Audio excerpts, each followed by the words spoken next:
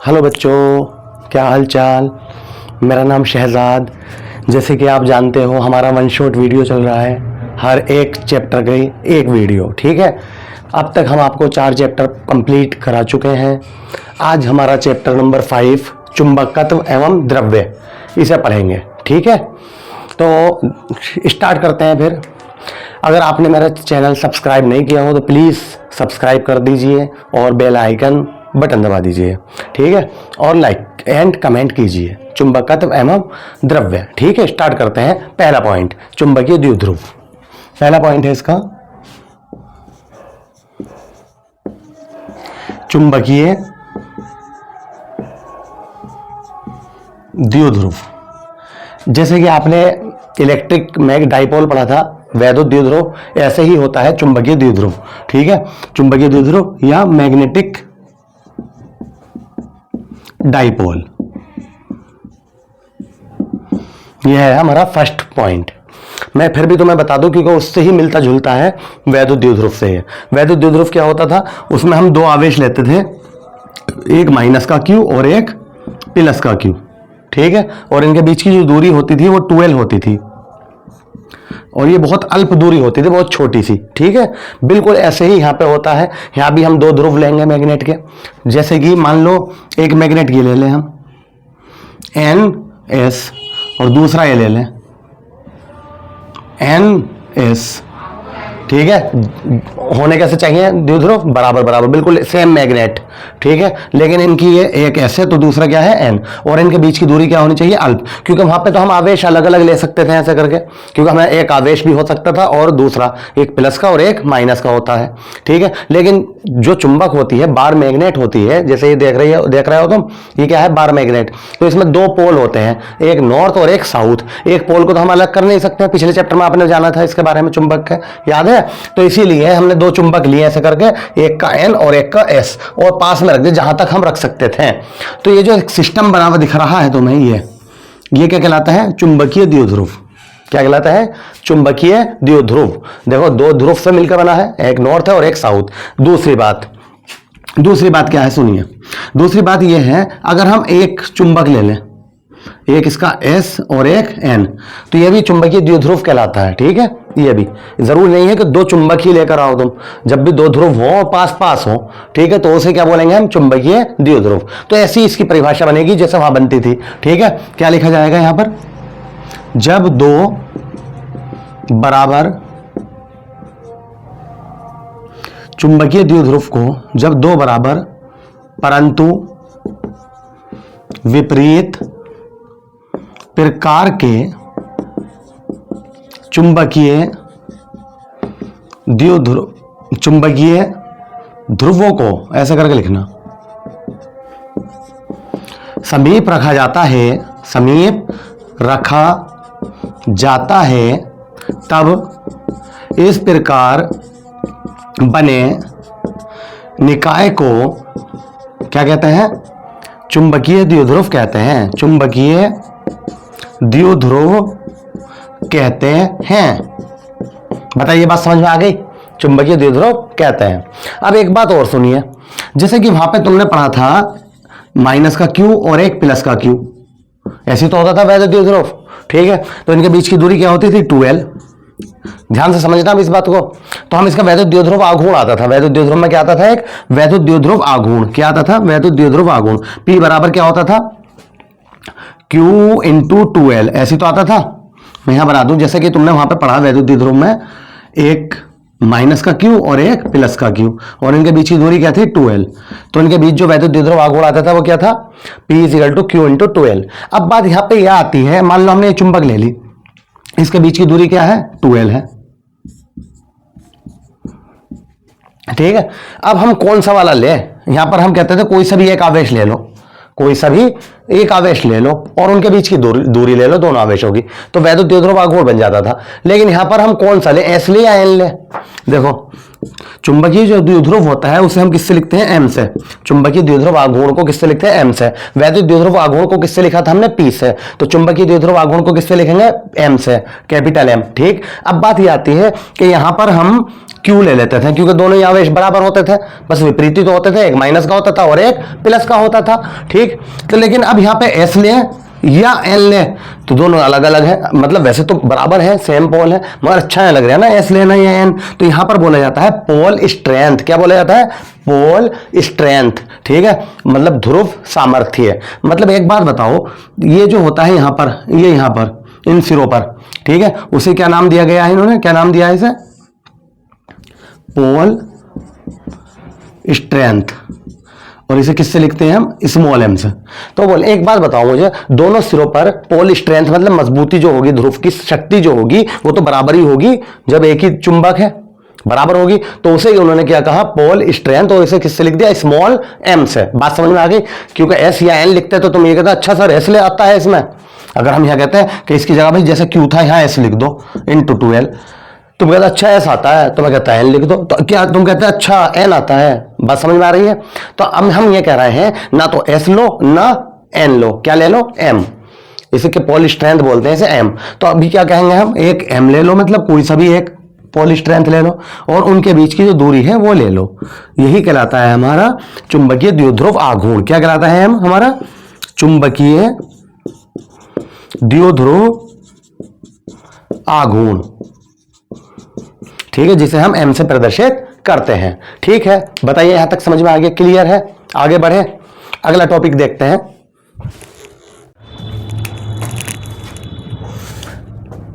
Next topic क्या है हमारा? धारा लूप चुंबकीय द्विध्रुव के रूप में द्विध्रुव, ठीक है यहां लिख देता हूं, द्विध्रुव आघूर्ण, ये निकालना है हमें। ठीक है, धारा लूप मतलब कोई लूप है हमारे पास, ये मान लो ये वो लूप है इस टाइप से, इसमें हमने करंट फ्लो करा दिया। ठीक है, तो उसका चुंबकीय द्विध्रुव आघूर्ण क्या होगा? क्लियर है? तो उसके लिए हम क्या करते हैं?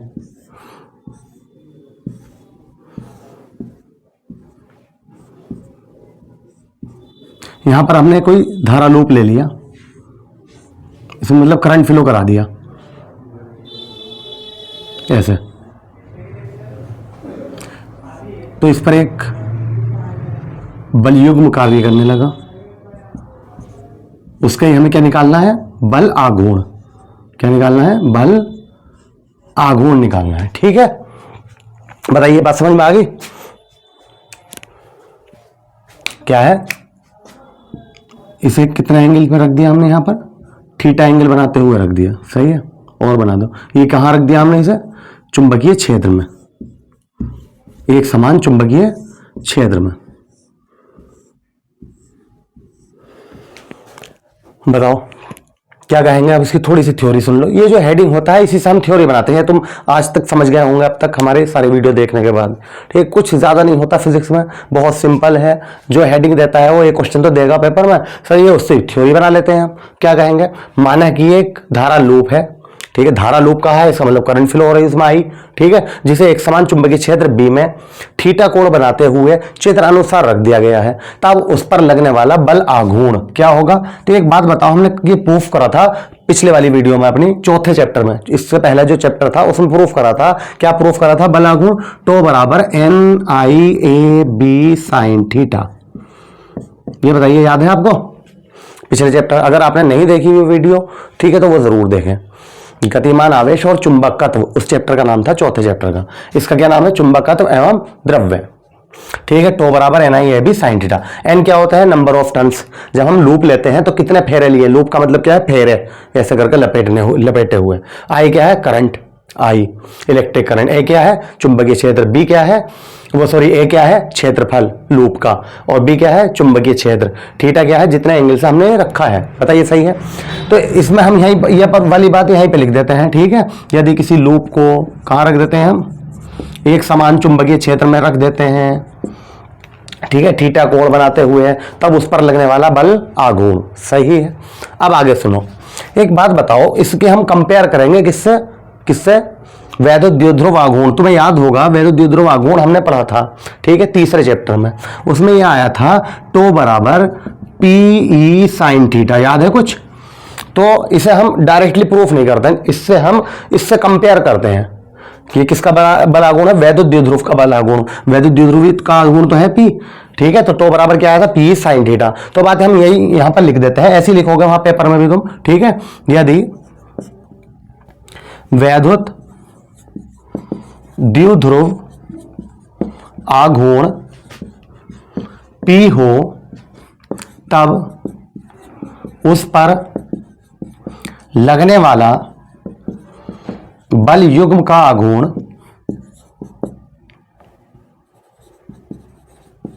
क्या होगा, टो बराबर पी साइन थीटा होता है। अतः इसकी तुलना समीकरण 1 से करने पर, ठीक है, इसकी तुलना किससे कर रहे हैं हम, समीकरण 1 से। बताओ बात समझ में आ रही है? तो अब एक बात बताओ मुझे, देखो यहां पर भी टो बल आघूर्ण, यहां पर भी साइन थीटा, यहां पर चुंबकीय क्षेत्र, तो यहां पर वैद्युत क्षेत्र। तो अब क्या बचा, तुम कहोगे ई के साथ में वैद्युत क्षेत्र के पी है यहां पर, तो यहां मैं कहूंगा बी और साइन थीटा के साथ में यहां पे क्या है, एन आई ए, और मैंने एन आई ए, अब क्या होगा ये बताइए मुझे। तो यहां पर बोलते थे तुम वैद्युत द्विध्रुव आघूर्ण, तो यहां पर क्या होगा, तो तुम कहोगे यहां चुंबकीय आघूर्ण हो जाएगा, जो चुंबकीय क्षेत्र आ रही है, ठीक है, चुंबकीय आघूर्ण। और चुंबकीय आघूर्ण को हमने किस चीज से लिखा था, एम से, याद है अभी, कैपिटल एम से। तो तुम कहोगे एम इजिकल टू क्या आएगा, N I A, M is equal to N I A, जहां एम क्या है, चुंबकीय आघूर्ण है। अब बताइए भाई, समझ में आ गया क्या करा हमने इसमें, क्या किया है, कोई धारा लूप हमने एक समान चुंबकीय क्षेत्र में रख दिया, ठीक, रख दिया, थीटा एंगल बनाते हुए रख दिया, सही है। जब उसमें धारा भेजी जाती है तो उस पर एक बल युग्म कार्य करते हैं, दिख रहे हैं एरो, ये इसे घुमाने का कोशिश करते हैं, ऊपर की ओर लग रहा है देखो ये, और ये नीचे की ओर, एक बल इधर की ओर, एक बल इधर की ओर, एक बल इधर की ओर, एक बल इधर की ओर, ऐसे लग रहे हैं। और इसे छड़ को क्या करेंगे, इसे घुमाने की कोशिश करेंगे, और ये किसी तरह काम करेगा इस टाइम, बार मैग्नेट की, मतलब दंड चुंबक की तरह, जैसे कोई चुंबक रखा हो, ठीक है। तो जब ये इसे घुमाने की कोशिश करेंगे तो इस पर एक बल आघूर्ण लगेगा, वो क्या होगा, टो बराबर N I A B sine theta. बताइए सही है, टो बराबर N I A B sine theta, ठीक। अब हमने कहा कि यार हमें तो चुंबकीय जो आघूर्ण होता है, चुंबकीय द्विध्रुव आया है, तो चुंबकीय द्विध्रुव जहां भी आएगा तो चुंबकीय आघूर्ण आएगा, याद है तुम्हें ये बात? हम ये कहते थे जब हम वैद्युत द्विध्रुव आघूर्ण पढ़ते थे, वैद्युत द्विध्रुव, तो वैद्युत द्विध्रुव जहां भी होगा वहां पे क्या आएगा, वैद्युत द्विध्रुव आघूर्ण आएगा पी, ठीक है। ऐसे यहां पर जब चुंबकीय आघूर्ण द्विध्रुव आया है तो चुंबकीय द्विध्रुव आघूर्ण आएगा एम, तो वो कहां से लाए, तो हमने इसकी तुलना इससे कर दी कि भाई यदि वैद्युत द्विध्रुव का आघूर्ण क्या हो, पी हो, तब उस पर लगने वाला बल युग्म का आघूर्ण क्या होता है, टो बराबर पी साइन थीटा। अतः इसकी तुलना समीकरण 1 से करने पर, तो हमने देखा यहां पर भी साइन, यहां पर भी साइन, यहां पर वैद्युत क्षेत्र तो यहां पर चुंबकीय क्षेत्र, ठीक है। यहां पर बी के साथ में एन आई है, यहां पर ई, और ई के साथ में क्या है, पी। बताओ ये तो है पी, तो अब हम बोले जो पी है वही तो ये होगा एन आई है, लेकिन हम पी क्या कहते हैं, वैद्युत द्विध्रुव का आघूर्ण, तो इससे तो हम वैद्युत द्विध्रुव आघूर्ण कह नहीं सकते क्योंकि यहां पर चुंबक आ रही है, ठीक है। बी आया है, बी क्या है, चुंबकीय क्षेत्र, तो इसीलिए हमने क्या कह दिया इसे, चुंबकीय द्विध्रुव आघूर्ण, या चुंबकीय आघूर्ण भी कह सकते हो, चुंबकीय आघूर्ण या चुंबकीय द्विध्रुव आघूर्ण एक ही बात होती है। और इसे हम किससे लिखते हैं, एम से लिखते हैं, तो M is equal to N I A. N क्या है यहां पर, एन क्या है, फेरों की संख्या, आई विद्युत धारा, ए क्या है, लूप का क्षेत्रफल, ठीक है। अगर इसमें फेरों की संख्या ना दी होगी तो एम बराबर क्या लिख दोगे तुम, आई ए, क्या लिख दोगे, एम बराबर आई ए। मान लो लूप में फेरों की संख्या एक ही हो, एक ऐसा करके लपेट दिया हो, बस दूसरा तीसरा चक्कर हो ही ना, ठीक है। जब नहीं होगा तो एम बराबर आई है, इसका मात्रक क्या हो जाएगा फिर इस हिसाब से, एम बराबर आई है से, आई का एम्पियर होता है और ए क्या है, क्षेत्रफल, क्षेत्रफल का होगा मीटर स्क्वायर, तो इसका मात्रक हो जाता है, ठीक है, ऊपर लिख देता हूं, है ना, एम बराबर क्या आ गया, आई है, यहां लिख रहे हैं एम बराबर आई है, और इसका मात्रक क्या हो गया, एम्पियर मीटर स्क्वायर, जिसे हम शॉर्ट में क्या पढ़ेंगे, ऐसे लिखेंगे, है ना, इसका मात्रक क्या होता है? Ampere metre square. अब बताइए समझ में आ गया? अगले टॉपिक पे चलें। ठीक है,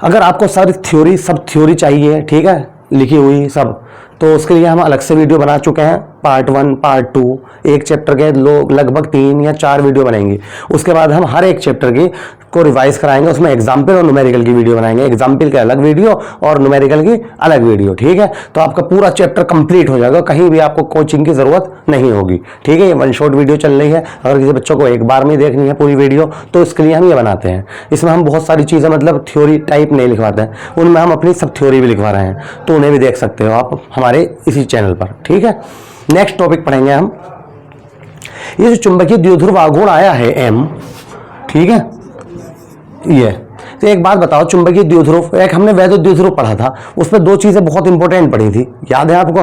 बताइए क्या गया, आ गया होगा याद? जब वैद्युत द्विध्रुव पढ़ा था तो हमने एक पढ़ा था उसमें, वैद्युत द्विध्रुव की अक्षीय स्थिति पर वैद्युत क्षेत्र तीव्रता, वेरी इंपॉर्टेंट, याद आ गया? या वैद्युत द्विध्रुव की दूसरा था निरक्षीय स्थिति पर वैद्युत क्षेत्र की तीव्रता। ऐसे ही बिल्कुल यहां पर होता है, चुंबकीय द्विध्रुव की अक्षीय स्थिति पर चुंबकीय क्षेत्र और निरक्षीय स्थिति पर वैद्युत वही चुंबकीय क्षेत्र, निरक्षीय पे भी निकालना है और अक्षीय। बस बात यह है हमारे यूपी बोर्ड के सिलेबस में, खासकर हिंदी मीडियम में, ठीक है, इसमें प्रूफ नहीं है। ठीक है, ये अच्छी बात है, बस नहीं तो तुम्हें ये भी ड्राइव करना पड़ता, वैसे कोई ऐसी बात नहीं है, कर देते हैं वो भी। ठीक है, तो हमारा अगला टॉपिक यही है, कौन सा? तीसरा पॉइंट क्या है? चुंबकीय द्विध्रुव की अक्षीय स्थिति पर चुंबकीय क्षेत्र, बताओ। ठीक है, ये इस पर न्यूमेरिकल आ जाते हैं भाई। ठीक है, एनसीईआरटी में भी है इस पर न्यूमेरिकल्स। कैसे? सुनो, हमने एक चुंबकीय द्विध्रुव रख दिया, अभी हम बता ही रहे थे चुंबकीय द्विध्रुव है S और N।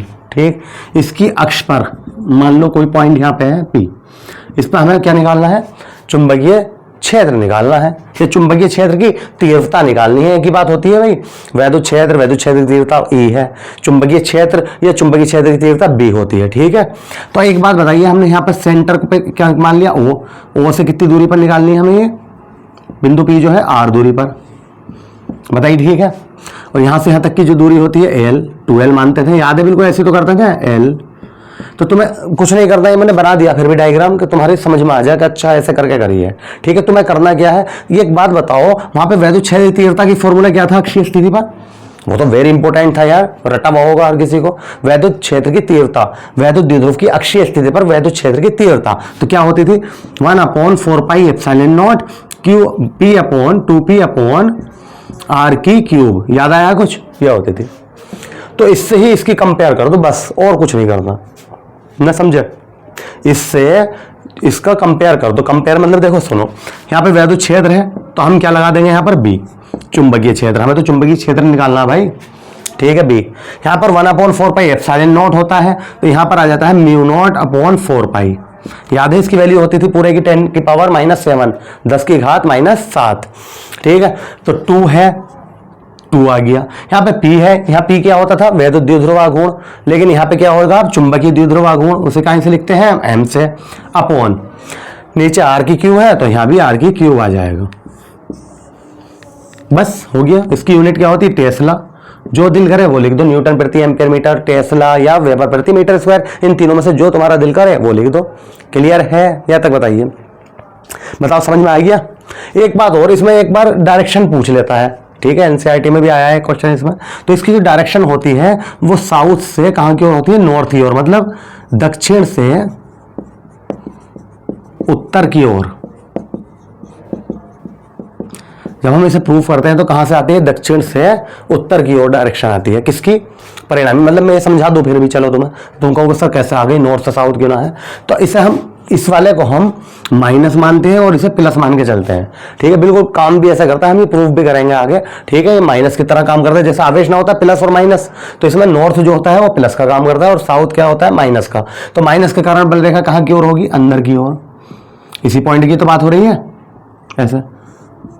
ठीक है, इसके कारण कहाँ की ओर होगा चुंबकीय क्षेत्र, बाहर की ओर। याद है कुछ ऐसे B1 माइनस B2, ऐसे तो कर थे हमने, वहां पे आया था E1 माइनस E2, यहाँ पे क्या आ जाएगा B1 B2 और B1। तो अगर मैं कहूँ B जो निकाला हमने, ऐसे तो निकालेंगे B1 माइनस B2। बताओ ठीक है।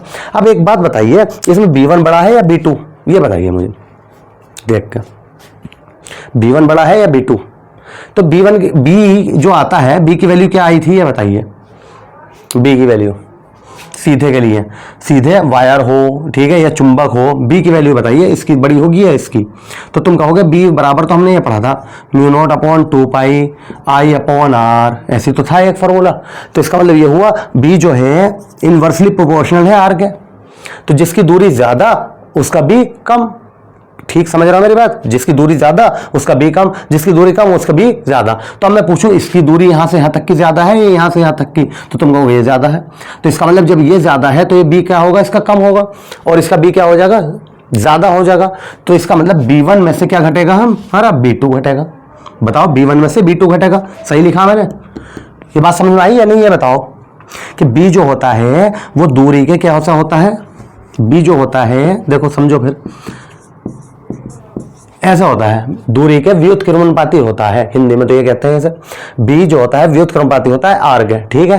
तो अगर दूरी ये ज्यादा होगी, इसका मतलब ये तो होता है ये ज्यादा है तो ये कम, और ये कम है तो ये ज्यादा। अब मैं तुमसे पूछूं कि B1 ज्यादा है या B2, फिर दोबारा सुन लो, B1 जो आया है वो N के कारण आया है, B2 जो आया है वो S के कारण आया है। तो तुम क्या कहोगे, तो तुम कहोगे B1 बड़ा होगा। मैं पूछूंगा क्यों, क्योंकि B1 की जो दूरी है, देखो यहीं से तो लोगे, यहां से पोल से तो लोगे, यहां से यहां तक क्या आ गई R माइनस एल। याद है कुछ, वहां भी अक्षीय स्थिति पे ऐसी ली थी R माइनस एल, और इसकी वजह से क्या आ गई R प्लस एल।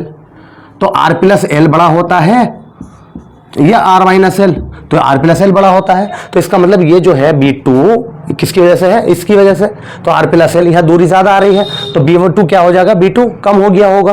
तो जब B2 कम हो गया होगा तो B1 में से तो B2 घटाओगे, फिर जो चीज ज्यादा होती है ज्यादा में से कम वाली घटा ली जाती है, ठीक है। तो B1 में से हमने B2 घटा दिया, तो इसका मतलब B1 की वैल्यू आ गई, जो भी आई होगी मतलब पॉजिटिव। तो इसका मतलब ये पता चला कि हम किधर को जा रहे हैं, ये बताओ। इसका मतलब ये जी दिया, इसे ऐसा समझा करो, जीत नहीं है हिसाब से, ये वेक्टर है भैया, वेक्टर ही तो है। जब वेक्टर है, वेक्टर मतलब सदिश राशियां हैं, तो इसमें से जब एक दूसरे का अपोजिट वेक्टर होते हैं तो माइनस करना पड़ता है ना, ये माइनस कर दिया, ठीक है। तो इसका मतलब B1 ज्यादा है, तो एरो का निशान देखो कैसे जा रहा है इधर को, तो नॉर्थ से साउथ की ओर, ऐसी तो जा रहा है नॉर्थ से साउथ की ओर, ठीक है। वो सॉरी, ये क्या है साउथ और ये क्या है नॉर्थ, साउथ से नॉर्थ की ओर कैसे जा रहा है B1, साउथ से नॉर्थ की ओर, साउथ से नॉर्थ की ओर, मतलब दक्षिण से उत्तर की ओर, ठीक है। तो ये मतलब था, प्रूफ नहीं आता है इसका, ठीक है। बस ऐसे याद रखना फॉर्मूला। वो फॉर्मूला कैसे याद रख लोगे तुम, अक्षीय स्थिति पर वैद्युत क्षेत्र की तीव्रता जो याद करी थी तुमने, उससे बनाओगे, ठीक है। क्या था अक्षीय स्थिति पर वैद्युत क्षेत्र की तीव्रता, E = 1/4πε0 2p अपॉन r की क्यूब, यही तो था। तो हमने क्या करा, B = μ0/4π 2m अपॉन r की क्यूब, अक्षीय स्थिति पर आ गई। तो ये फॉर्मूला याद रखना न्यूमेरिकल की वजह से, कभी कभी न्यूमेरिकल आ जाते हैं इसमें, ठीक है। नेक्स्ट करते हैं, चौथा पॉइंट होगा हमारा अब चुंबकीय द्विध्रुव की। बस यहाँ पे अक्षीय की जगह पे क्या आ जाएगा भैया, निरक्षीय आ जाएगा, ठीक है। क्या आ गया यहाँ पे, निरक्षीय स्थिति पर, ठीक है, चुंबकीय क्षेत्र। तो क्या करोगे फिर, सुनो, तुम्हें निरक्षीय स्थिति के लिए ऐसे तो बनाओगे, एक चुंबक ले लिया हमने, ठीक है, दंड चुंबक, इसका एक सिरा साउथ और एक नॉर्थ, और इसके बिल्कुल बीच से R दूरी पर एक पॉइंट ले लिया हमने P। यहाँ पे हमें क्या निकालनी है, परिणामी चुंबकीय क्षेत्र निकालनी है। ये चुंबकीय क्षेत्र की तीव्रता, इसे इससे मिला दिया, इससे इससे मिला दिया, ऐसे तो लेते हैं, ठीक है। तो इनकी दूरी यहाँ से यहाँ तक की क्या होगी L, यहाँ से यहाँ तक की क्या होगी L, और ये R है तो ये भी क्या आ जाएगी √r² + L², पाइथागोरस प्रमेय से। ऐसी तो आई थी यहाँ भी, किसमें, वैद्युत द्विध्रुव की निरक्षीय स्थिति पर वैद्युत क्षेत्र की तीव्रता क्या आई थी ये बता दो बस, E = 1/4πε0 p अपॉन r की क्यूब। बस 2 हट जाता है, ऐसे तो होता है। अब मैं कहूँ इसकी तो इससे तुलना कर दो, तो तुम यहाँ से तो भी 2 हटा दो, लो हो गया, प्रूफ हो गया भैया। क्या आ गया, चुंबकीय द्विध्रुव की निरक्षीय स्थिति पर चुंबकीय क्षेत्र B = μ0/4πm अपॉन r की क्यूब। बस अब इसकी दिशा पलट जाती है, यहाँ पे दक्षिण से उत्तर की ओर था, यहाँ पे आ जाता है उत्तर से दक्षिण की ओर, नॉर्थ से साउथ की ओर। अगर तुम ये भी जानना चाहते हो ऐसे कैसा हो गया तो देखो फिर दोबारा सुनो, ये क्या है नॉर्थ, तो इससे आगे को ऐसे तो पढ़ाओगे, इसे कह दोगे B1। ये क्या है साउथ, साउथ के मानेंगे माइनस, तो इसकी वजह से कहाँ आगा B2। अब इनका परिणाम ही ऐसी तो आया होगा, याद है ऐसी तो करा था, निरक्षीय स्थिति पर वैद्युत क्षेत्र की तीव्रता। ठीक है, जब परिणामी यहाँ आया होगा तो ये बताओ इसकी डायरेक्शन क्या है, बी की डायरेक्शन। तो तुम कहोगे सर इधर नॉर्थ है इधर साउथ है, तो इसका मतलब हम तो ऐसे जाता हुआ दिख रहा। ऐसे याद रखने का तरीका है ये, नॉर्थ से कहाँ की ओर जा रही, देखो एरो देखो, नॉर्थ से साउथ की ओर, नॉर्थ से साउथ की ओर, उत्तर से दक्षिण की ओर, ऐसे दिशा भी पता होनी चाहिए तुम्हें। ठीक है, तो हमने क्या क्या कर लिया, चुंबकीय द्विध्रुव कर लिया, चुंबकीय द्विध्रुव आघूर्ण कर लिया, और धारा लूप के कारण चुंबकीय द्विध्रुव आघूर्ण का फॉर्मूला निकाल लिया। टो बराबर NIA साइन थीटा होता था, तो NIA की जगह पे M आ गया। तो हम उससे ये भी कर सकते थे, हाँ ये ठीक है, टो बराबर MB साइन थीटा। ठीक है, और फिर क्या करा हमने, चुंबकीय द्विध्रुव की अक्षीय स्थिति पर तीव्रता निकाली थी, और पांचवा पॉइंट क्या था हमारे, चुंबकीय द्विध्रुव की निरक्षीय स्थिति पर वैद्युत क्षेत्र की तीव्रता। ठीक है, अब हम नेक्स्ट टॉपिक पर चलते हैं अपने, पृथ्वी के चुंबकत्व के अवयव क्या है हमारा।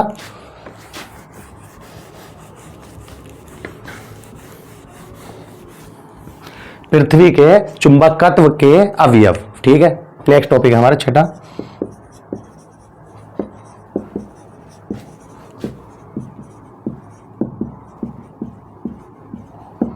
अवयव। पृथ्वी के चुंबकत्व के 3 अवयव होते हैं। नंबर 1 आता है दिक्पात कोण, नंबर 2 आता है नति कोण, नंबर 3 आता है क्षैतिज घटक। निकालते हैं उससे क्षैतिज और ऊर्ध्वाधर घटक। ठीक है, देखते हैं नंबर 1 पे क्या कहा हमने, दिक्पात कोण, एंगल ऑफ डेक्लिनेशन बोलते हैं इसे, एंगल ऑफ डेक्लिनेशन।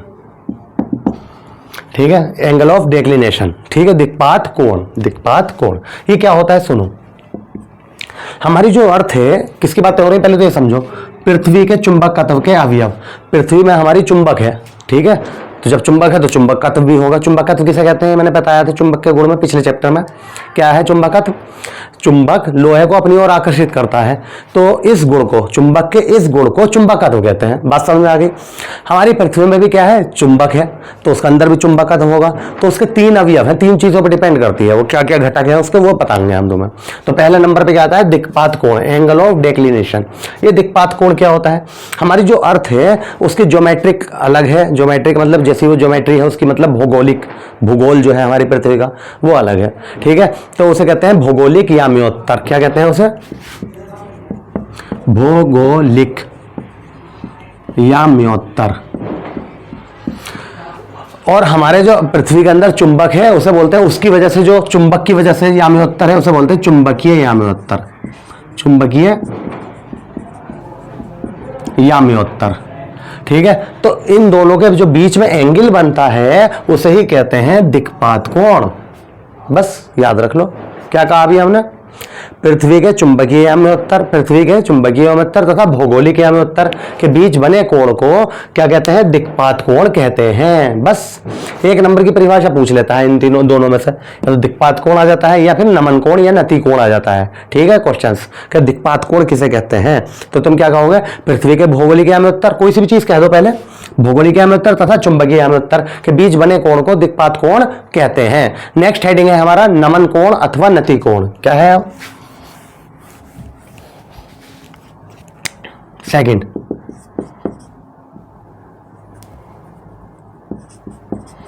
नमन कोण अथवा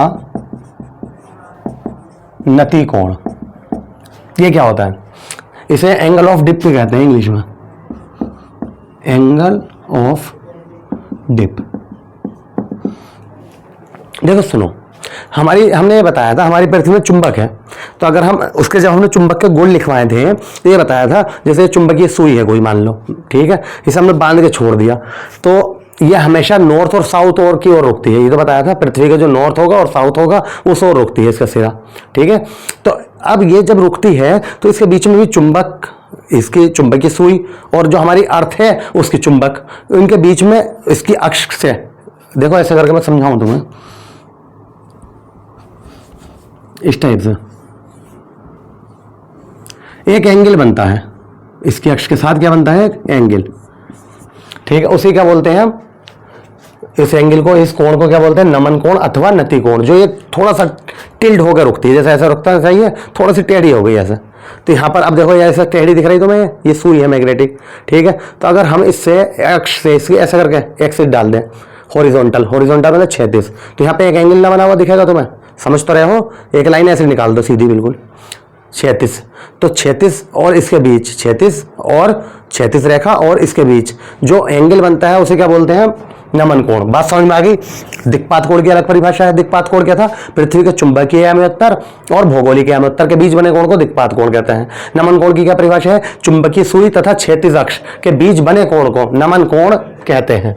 नति का है तो नति कह देना, ठीक है। ये कहने का मतलब है पृथ्वी के अक्ष, क्षैतिज अक्ष और चुंबकीय अक्ष के बीच बने कोण को नमन कोण कहते हैं। और इसकी वैल्यू जब निकाली गई है तो वैसे मतलब 36 से अगर तुम अक्ष पर जाओगे, पृथ्वी के अक्ष की ओर जाओगे, तो इसकी वैल्यू 90 डिग्री आ जाती है, ठीक है।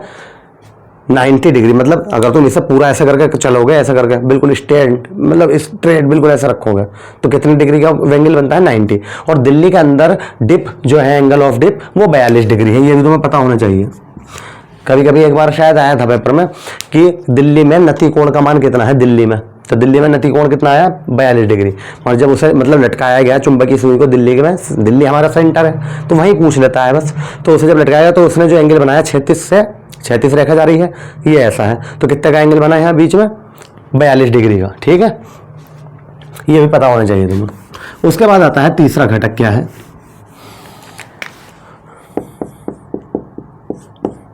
पृथ्वी के चुंबकीय क्षेत्र का क्षैतिज घटक, क्षैतिज घटक यह है। ये कैसे निकालते हैं देखो, सुनो, जो मैं अभी बता रहा था वो यहीं पे समझ लो। ये मान लो ये सुई है, कोई कौन है, सुई, कैसी सुई, चुंबकीय सुई,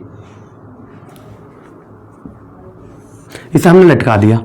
तो इसने, ये तो तुम्हें पता ही होगा, ये एंगल यहां पे थीटा बन गया है, ठीक है। ये एंगल क्या हो गया, थीटा हो गया। तो इसमें दो घटक काम करेंगे। हम एंगल जो लेते हैं हमेशा किसके साथ लेते हैं, 36 के साथ।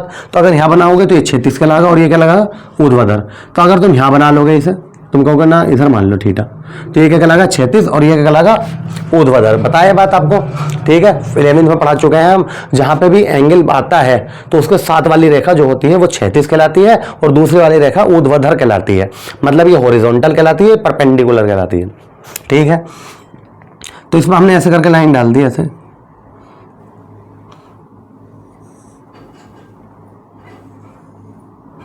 ऐसे। तो इस पे दो घटक बन गए, थीटा है क्यों का, याद है ये बात, दोबारा सुन लो भाई। 11वीं की बात है, वैसे 11वीं में पढ़ाते हैं वेक्टर वाले चैप्टरों में, जहां वेक्टर था कि जब कोई भी चीज, कोई भी वेक्टर थीटा कोण बनाते हुए रखा जाता है। देखो यहां समझो, ऐसे ये एक्स एक्सिस है और ये वाई, ऐसा समझ लो, ठीक है। इसे बोलते हैं क्षैतिज घटक, इसे बोलते हैं ऊर्ध्वाधर घटक, ठीक है। जो क्षैतिज घटक के साथ हमने थीटा कोण बनाते हुए रख दिया, ठीक। और ये जो रखा है वेक्टर, इसका नाम मैं अपने पास से रख देता हूं ए। क्या है इसका नाम, ए। अब क्या होगा, तो तुम कहोगे इधर की ओर जो भी रखते हैं उसके साथ कोस आ जाता है, कोस थीटा। क्षैतिज घटक में क्या है, कोस, और ऊर्ध्वाधर घटक में आ जाता है उसी के साथ साइन थीटा। ये वेक्टर वाले चैप्टर में हमने प्रूफ कराया था, और यहाँ भी कर सकते हो तुम प्रूफ। अगर तुम कहोगे कहाँ से आ गया, तो मैं यहाँ कहूंगा ऐसे करके लाइन डाल लो। ये क्या हो गया, लंब, ये हो गया आधार और ये हो गया कण। तो कोस थीटा बराबर क्या होता है, आधार बटे कण। उससे निकाल लो, आधार निकल के आ जाएगा तुम्हारा यहाँ से यहाँ तक। इसी प्रकार अगर हम ऐसे करके लाइन ड्रॉ कर दें तो यहाँ से यहाँ तक फिर साइन थीटा बराबर क्या होता है, लंब बटे कण। तो लंब निकाल लो, साइन थीटा आ जाएगा। बात समझ में आ गई जब कर दिया है तो ये कहने का मतलब है, ठीक है। तो जहां पर भी एंगल आता है उसके साथ, बस तो तुम इतना याद रख लो, अब इसमें ज्यादा मत पढ़ो, जिसके साथ भी एंगल आता है उसके साथ कोस ले लिया जाता है, जो भी चीज है उसके साथ। और जो दूसरी रेखा होती है ऐसे करके, उसके साथ साइन आ जाता है उसी चीज के साथ। क्लियर है। तो अब एक बात बताओ, हमने यहाँ पे क्या रख दी थी, एन एस, कोई चुंबकीय सुई रख दी, ठीक है। तो इसमें दो घटक हो गए इसके, क्या हो गया, एक हो गया, देखो यहाँ एंगल आया है तो इसके साथ क्या आएगा, एच। यहां पर खाली जगह देखो, ये क्या कहलाएगा, वर्टिकल, ऊर्ध्वाधर का काम करेगा, इसे कह दिया इन्होंने V। अब बताओ बात समझ में आ गई। ऐसे भी कहते हैं इसे और ऐसे भी लिख लेते हैं कभी कभी, BH, H भी लिखा हुआ होता है या फिर BH, V भी लिखा हुआ होता है, कभी कभी लिखा होता है BV। ठीक है, चलो मैं ऐसे BV से लिख दूं इसे BH से, बताओ ठीक है। और ये जो लाइन दिख रही है ना तुम्हें चुंबकीय सुई की, ये होती है पृथ्वी का चुंबकीय क्षेत्र BE। ठीक है, ये होता है। तो अब मैं बोलूं तुमसे BH किसके बराबर है, BH, H नीचे को बनाना बेस में, तो BH बराबर तुम कहोगे BE कोस थीटा। BH की वैल्यू क्या हो जाएगी, BE, जो ये आई है लाइन, ये क्या है, E का मतलब क्या है यहाँ पे, अर्थ, अर्थ मतलब पृथ्वी का चुंबकीय क्षेत्र। ठीक है, BH का मतलब क्या है, क्षैतिज घटक, चुंबकीय क्षेत्र का क्षैतिज घटक। इसका BV का मतलब क्या है, V4 होता है वर्टिकल, ठीक है, H4 होता है हॉरिजॉन्टल, इसलिए क्षैतिज, और ऊर्ध्वाधर को हिंदी इंग्लिश में कहते हैं वर्टिकल।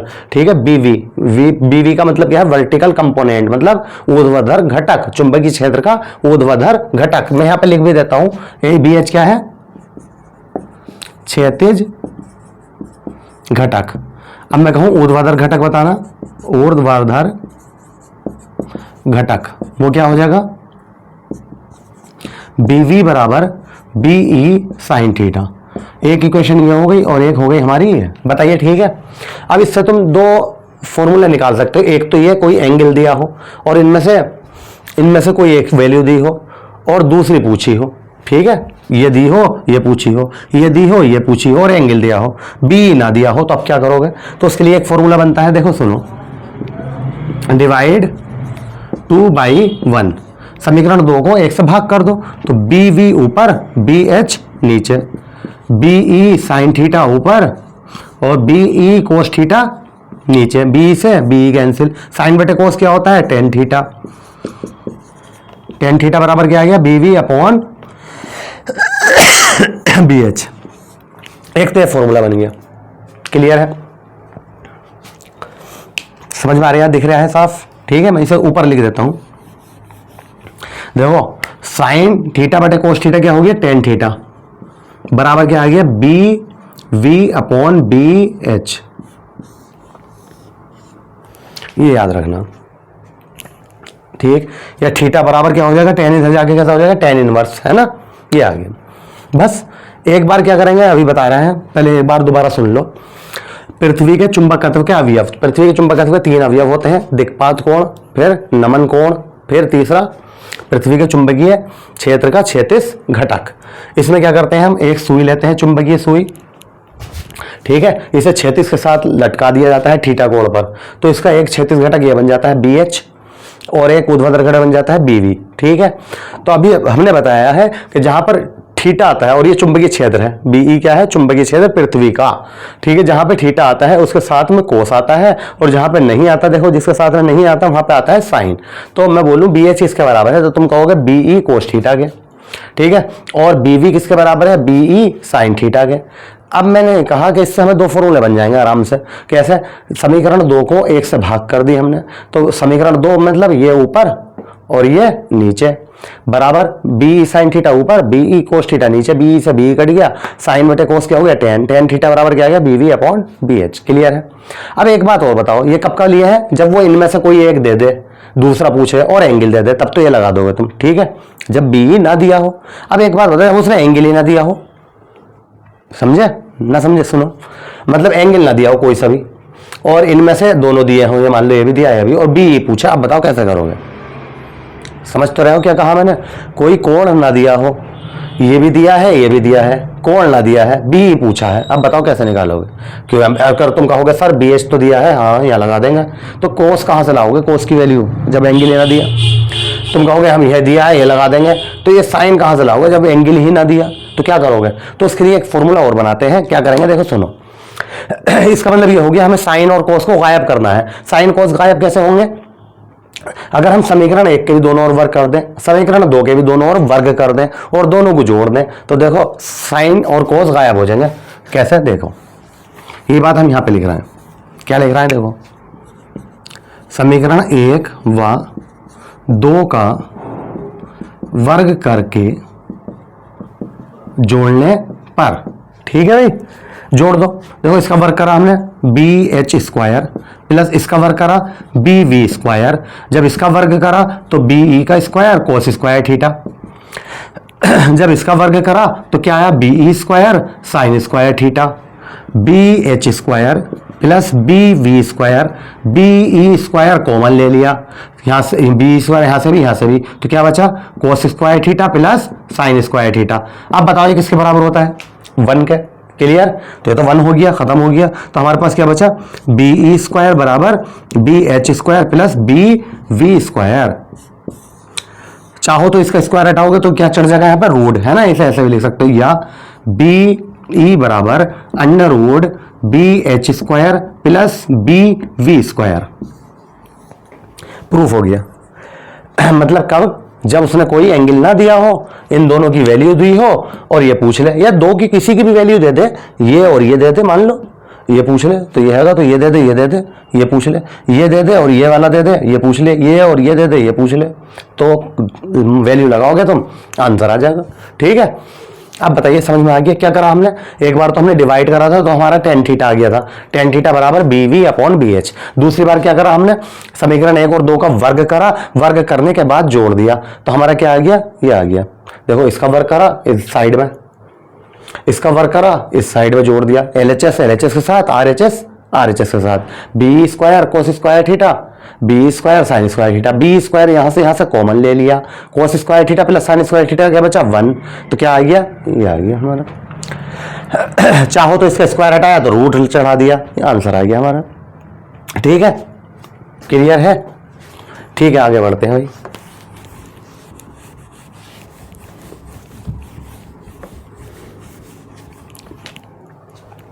यहां तक बताइए समझ में आ गया सब कुछ। देखते हैं फिर आगे। नेक्स्ट टॉपिक हमारा छठा होगा, सातवां देख लेना जैसे भी चल रहा है पॉइंट, है ना। पृथ्वी का चुंबकत्व के आधार पर, मतलब पदार्थों का चुंबकन के आधार पर वर्गीकरण। ठीक है, ये देखें ना, पदार्थों का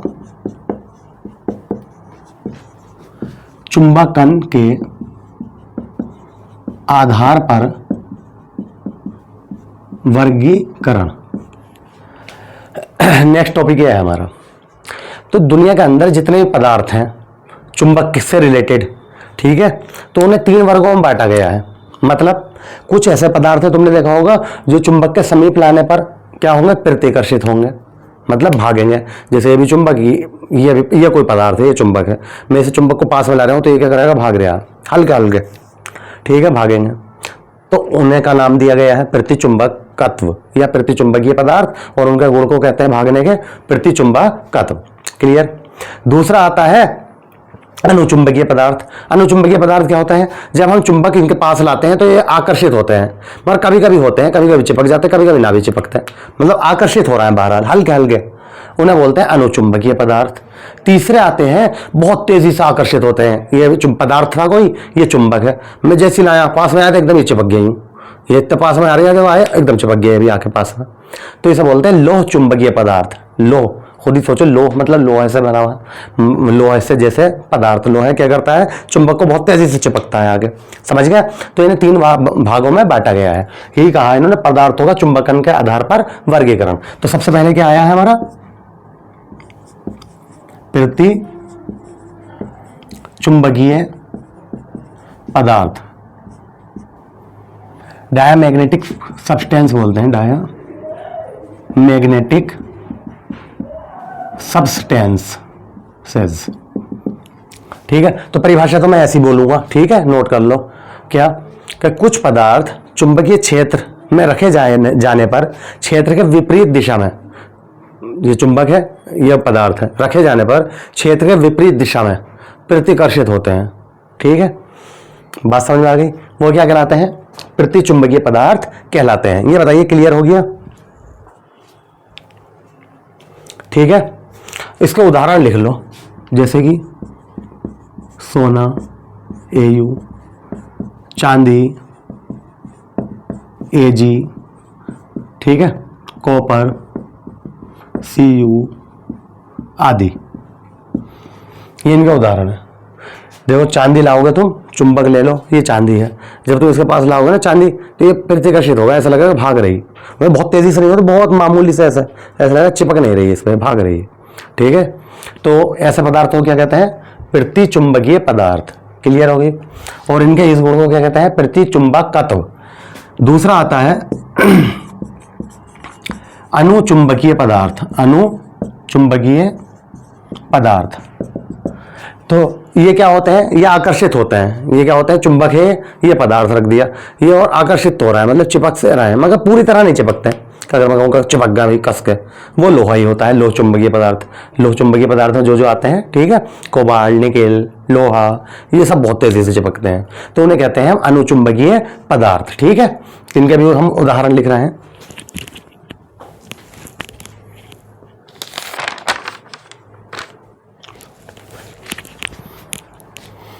ठीक है, देखो सोडियम एन है, एल्युमिनियम एल, प्लेटिनम, ये भी आता है इसमें, प्लेटिनम, ऑक्सीजन, बल्कि लिख लो। ठीक है, प्लेटिनम, ऑक्सीजन आदि। ठीक है, ये सब क्या है? अनुचुंबकीय पदार्थ। तीसरा नंबर पे क्या आते हैं?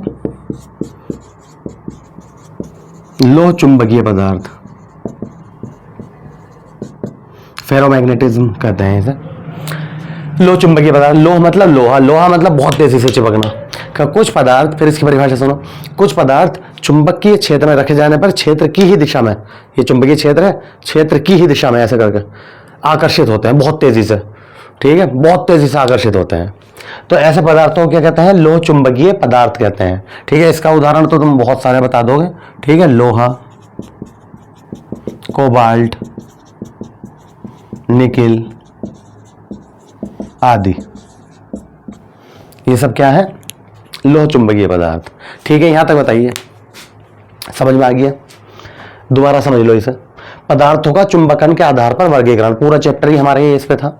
ठीक है, ये लास्ट टॉपिक है हमारे इस चैप्टर का, पदार्थों का चुंबकन के आधार पर वर्गीकरण। तो पदार्थों को चुंबकन के आधार पर 3 वर्गों में बांटा गया है।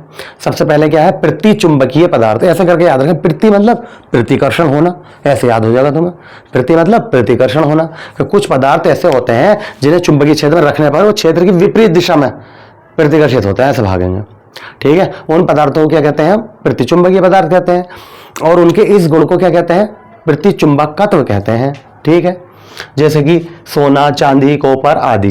ठीक है, दूसरा आता है अनुचुंबकीय पदार्थ। अब ऐसे करके सोचो कि यार ऐसा होता है, कभी कभी चुंबक के पास लाने पर चिपक जाते हैं, कभी कभी ना भी चिपकते हैं।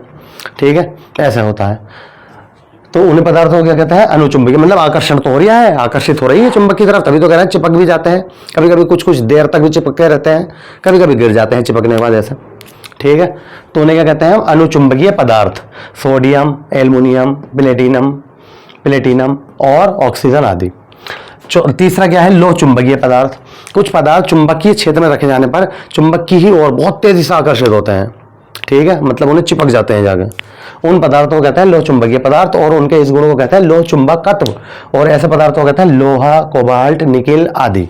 ठीक है, मुझे उम्मीद है आपको ये सेशन बहुत अच्छा लगा होगा, चैप्टर बहुत अच्छे से समझ में आया होगा। ठीक है, अगले चैप्टर में फिर मिलते हैं, तब तक के लिए खुदा हाफिज, नमस्कार, थैंक यू।